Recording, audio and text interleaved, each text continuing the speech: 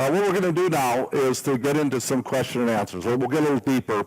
There are a number of questions that were submitted in advance by our sponsors. I'm going to start out with that. Once we get through those, we're going to have a chance to have some questions from the audience. So those of you that have some thoughts, have some things that you want to ask the experts, this is going to be your chance to engage. So we're doing just right on time here, and I'll come over. You know, maybe what I'll do is I'll just refer to you as Andy and Rick, unless I have a really nasty question. Then it'll be Dr. Pable and Dean Policano.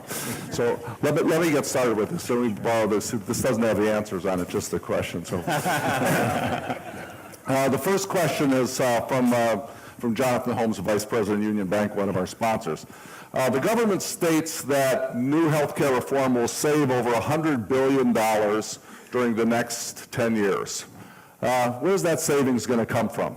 I don't know, maybe Rick, that you may have a thought on that one. Well, the way our government will have designed this will be to actually budget a $100 billion cut. So that's the way that's going to happen. It's a budgeted $100 billion cut. What isn't part of that is to figure out how to get good care, if not better care, with a reduction of those cuts. In the absence of care delivery reform, meaning innovation and ways to change the processes of care that give better and produce better outcomes at a lower cost, that $100 billion basically is a pure takeaway. And in an environment that hasn't been changed or hasn't been able to create new systems with lesser resources, again, think about other industries. In other industries, that's how you got better products, right? Yeah. That's how we got an iPhone. We got an iPhone because of innovation and the ability to change how we use a device, and so now that has... Does this squeezing scare hospitals? Yes. Do I look scared? Yes. So it scares a lot of folks who are unable to think beyond what it is that they're able to do. And part of the difficulty we have as hospitals, as you may know, and doctors are not so dissimilar when you think about legal responsibilities and malpractice, for example, is that we get bound up in a lot of regulatory requirements that don't exactly allow us to innovate in the way we would like to. And so we need some freedom to be able to create a system that provides better care with $100 billion less. So I might just add, if I could, Mike, that what Rick was pointing out is the English translation of my supply and demand schedule. So I want to see everybody walking out of here looking like this, okay? But what Rick said was that when you pull out that $100 billion from the system, there's no way that the system can react and provide the services that's going to be demanded by all these extra folks. And that's where you're really going to end up with the rationing that both Rick and I mentioned. That's not a happy outcome for this. So to try to get that, to get to the point where you're efficiently handling all of the healthcare services that are being demanded really needs tremendous innovation. But that innovation won't take place if there are always price ceilings out there. You know, why would you and any of your businesses try to innovate, take on all of that investment if somebody's going to come slap and say you can't charge a higher price for what you're offering? That's the issue we're facing. So another one for you, Andy. This came from Fred Helms from U.S. Bank.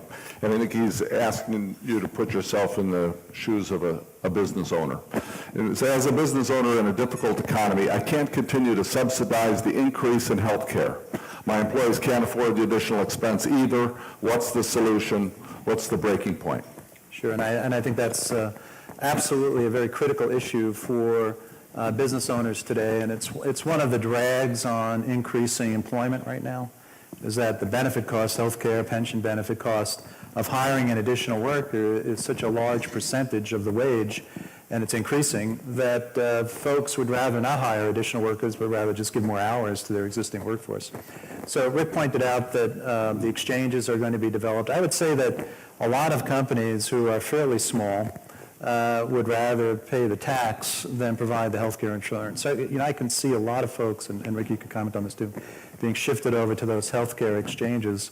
I could also see for the larger companies that many would opt to self-insure and perhaps even develop a hybrid model where they self-insure some segment of their working population, some cohort, and let the other cohort go into the exchanges. So I'm going to see a lot of change coming about due to this policy. Right? I'd like to add to that I think there'll be the development in this innovation element in this transformational change. There'll be new collaboratives created that we don't even envision today. So I think collaboratives between employers, health plans, doctors, and hospitals is a perfect example of where, if the intention among all of those stakeholders is to find a winning solution for all of the stakeholders, that's where real innovation can occur. The hard part is to making that collaboration happen in the first place, right? And so that's where real innovation can happen. It's not about a new heart valve transcatheter, although that's pretty good stuff. But nevertheless, it is really about innovation in the healthcare delivery. And unless we eliminate somehow a win-lose within those multiple of entities that make up healthcare delivery, we're just not going to see the kind of innovation that will allow Fred and his company to have what they would like as value. I don't think that employers would balk as long as they knew that the dollars they were spending had real value. And that value can be something more than just, I think that procedure was worth the price. It could be something of, how does it affect productivity of my workers? How does it affect my attractability in a marketplace? And so collaboration will be an important part of this. So here's one from Brent Bowman from Sanderson Ray Development. And this was back on healthcare reform. It's been criticized as a rationing plan. Do you foresee an HMO gatekeeper model becoming a rationing model due to the future increased usage amongst individuals that are currently uninsured? What do we think? So I would say that we're going to see a whole lot of attempts at reducing the cost of care that are built upon care delivery models that don't specifically meet the needs of those who are either receiving the care or want to deliver the care. And so an HMO gatekeeper model in which rationing is the principle of the business, for me, is a failed model, because there's a loser in there, and the loser is those individuals who feel rationed in some fashion. And so I think we're going to be seeing a whole lot of those. Hopefully the market will spit those out and that they won't proceed. But we will see some of that, because in extreme cases, if you have desperate need, like I got to get costs down today, if you have desperate need, desperate organizations and people will do desperate things. But hopefully the market forces will spit them out, and then we'll get to some of the things that will really start to drive healthcare in a much more synergistic way among the multiple stakeholders. And so we'll see a little of that. Okay.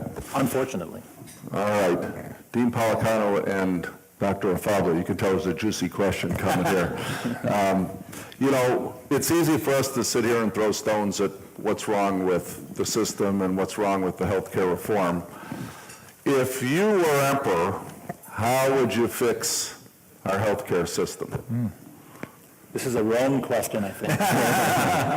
So if we were emperor, we're going to be co-emperor, because I think what the kinds of things that Rick has already talked about, the few things that I had up on the slides here, I think all come together. And we both view the market as being the best place to get the solution for healthcare reform.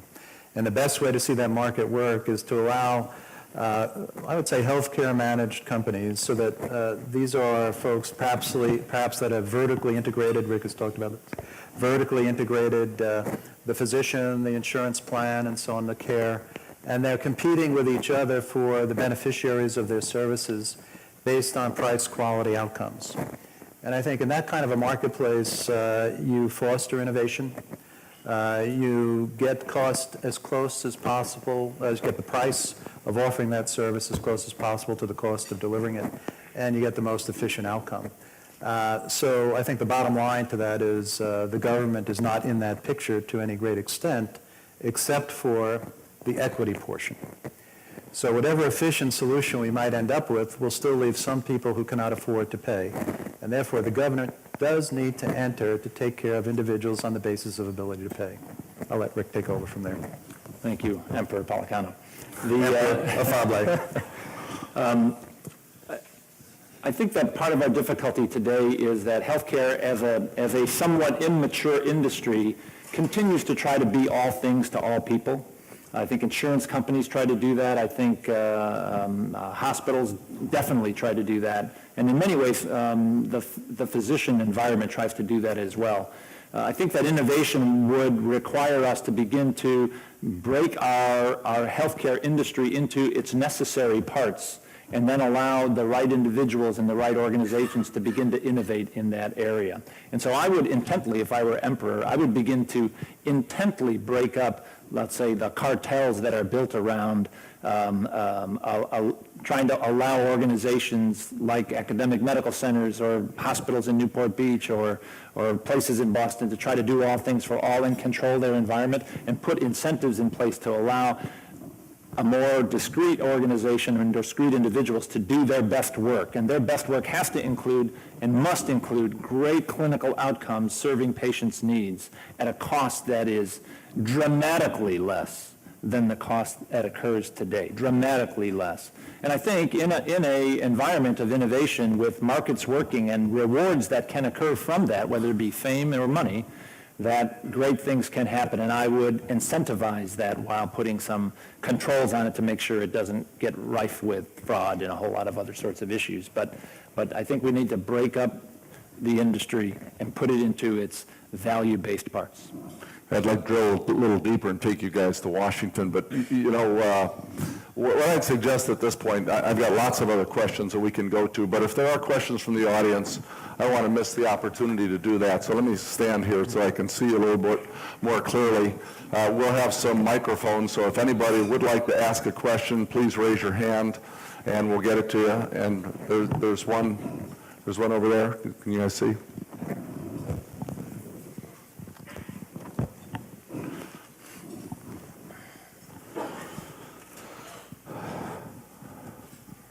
Please state your name if you don't mind and fire away.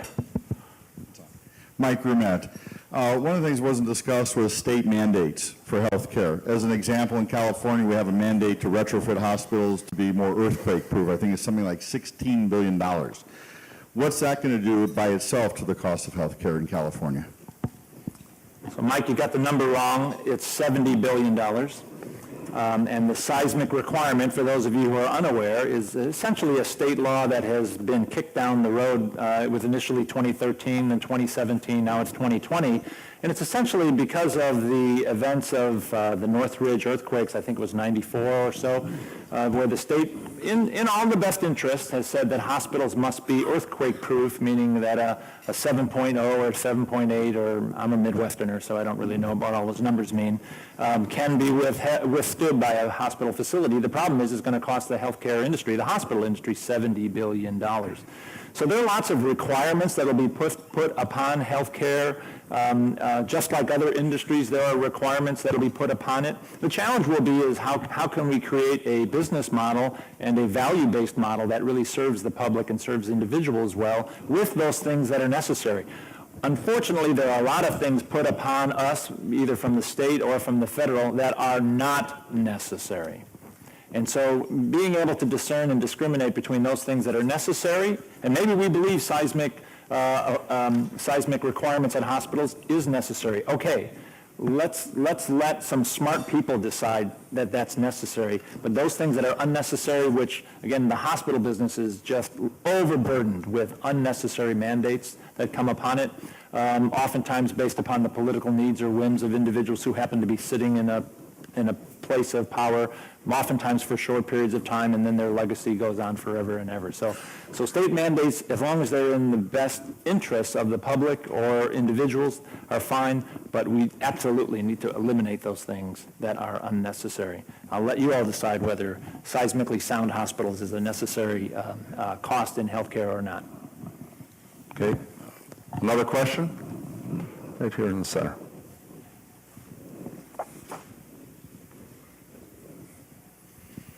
Kerry Potter, KPMG. I was wondering, how does the FDA approval process play into this and the cost of medicine, drugs in general? And maybe even Mike could help answer that one. You guys got that one? Question, Mike. I didn't think I was going to be on the hot seat.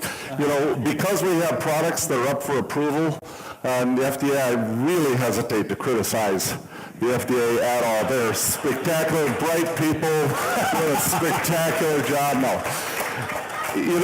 So here's what happens with the FDA. These are dedicated, hardworking folks. They are under pressure all the time by the press, by the Congress, by others that are critical of them if they make a mistake. How did you let that get out? How did you get out to the American public and look at those people that got hurt? And so the behavior that drives is to become more conservative in their decision-making. They don't get rewarded if they approve health care that goes out and treats Americans in a better way. So there's a very conservative nature inside FDA, and if you talk to companies like ours, you get a lot of complaints that it's overly conservative and slows down the innovation process of things that we think could make a real difference. So it's one of those dilemmas. We just have to decide how we want this to work. There's a different standard, for example, in Europe. It's much easier to get products approved, and it's sort of left up to physicians and patients to decide whether they should take the risk and do it, whereas in the U.S. we count on our FDA to protect patients. And so different culture, but we get a different answer because of it. So, for example, our technology will be 4 years later being approved in the U.S. than it was approved in Europe. Good question, though. Anybody else? Okay. Perfect. Hello, Pete Weitzner, Chapman University, Chapman Business Report. Great forum. You all seem to agree in a very measured, nonpartisan way that over the next 5 years, the Healthcare Affordable Act will fail. And that's going to cause a lot of pain, a lot of grief, a lot of rancor. Why wait that long? What's your prediction? What would happen if tomorrow the president, or next year the next president, whether it's the same guy or a new guy, said, for all the reasons you named, maybe lay it off on the economy, this can't work, let's start from scratch? What would happen? So it's a great question and a great comment. Within that question, some of this is a behavioral question, maybe even a human behavior question. Sometimes, just sometimes, you can't get to the right answer until you've failed trying to find the right answer. And it just may be that the only way that we can, and so let me redefine failure, by the way, so just so that you wouldn't take this out of this room in a different context. There are some good things that are going to happen because of the Affordable Care Act. What I mean by failure is I'm in the macroeconomic view that Andy Policano has given us, which is it's not going to be affordable. If we think it's not affordable now, it's not going to be affordable then, and therefore it will crumble upon itself. And so as it relates to that, I think that if we had enough insight or foresight, we could be able to see that that was coming, and therefore we'd be able to change direction and to do something. That requires someone to have some foresight and some insight. There are a lot of people writing about this right now. But unfortunately, it gets mixed into political, because if anyone would be somehow writing against what has already been proven to be a political football, which is the Affordable Care Act, therefore you're pro this or you're pro that, and therefore it gets mixed into the reality of some of the basic elements of it, which is it achieving what it is we exactly want to achieve? So yeah, foresight and insight would be great. For me personally, 2014 really isn't that far away when you think about it. Unfortunately, there's a lot of infrastructure being developed right now that is leading to something that I think is going to be not as fortuitous or not as fruitful as we thought. For example, I heard the other day that 60,000 people will need to be hired to enforce the individual mandate. 60,000 governmental workers will be assigned to enforce the individual mandate. Well, we're creating some jobs. I'm not so sure those are the jobs we wanted to create. We could use those 60,000 people for some pretty positive things if we could somehow redirect, and that's your point, I think, that you're trying to make. Yeah, go ahead, Yeah, please, so, Andy. Yeah. I think it's an excellent question. Before I respond, am I still Emperor? Yes, you are. Go for it. So For about 3 minutes and 8 seconds, right? for 1 minute, just 1 minute, because the premise of just wiping the slate clean and starting over again is really quite attractive, because economists have done a lot of work on this issue, and it started in the 1930s. This is not a new issue, right? They've been doing this work all the way along, and they basically understand all the forces that Rick is talking about in terms of how you create an efficient system. So if you could just erase everything that's come to this point and start over again, wow, what a treasure that would be, and what a pleasure it would be, and what a delight it would be. Fortunately, you can't do that. Fortunately, we've got all this structure built up. And so what you always have to do is at the margins looking for that second best. I would say in this environment that we're in, where we're over-regulating everything, the one thing that always happens is that people say, this person over here was affected poorly, therefore we need a whole new regulatory environment based on this issue. 5% of the people are affected, let's create a 100% regulatory environment for everyone. Those things always collapse at some point, but before they collapse, they create a lot of havoc. So I would love the opportunity for us to start with a blank slate, but the truth is, we just don't have that option. Yeah, I think that's right. We have time for one last audience question. We'll take us right here.